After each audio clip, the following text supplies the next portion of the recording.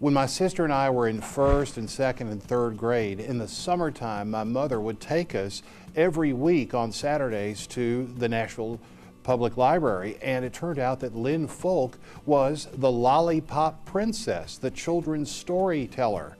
And I didn't realize it at the time, but we were going to see Lynn Folk read stories to us when we were first, second, third grade.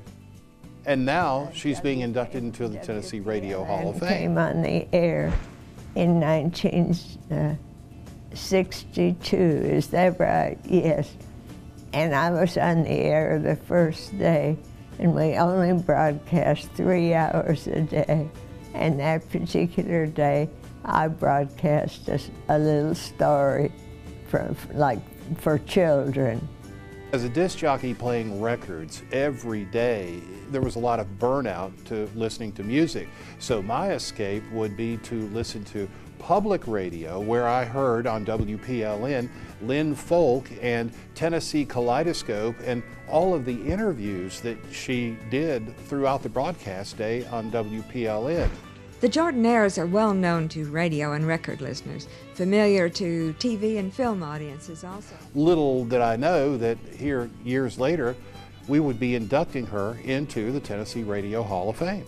Lynn Folk, as a role model, did work that mattered. The Kaleidoscope series was such a great series, so in-depth, looked at so many aspects of Tennessee, and it inspired me to know that, you know, having heard those tapes historically, that was work I could aspire to as well.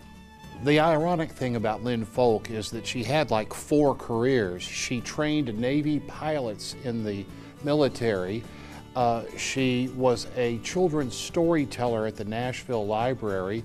She was an actress in the Old World Theater troupe after her 20 years at WPLN. People like Lynn Folk and Drew Smith made it possible for people like me to think this was something we could do.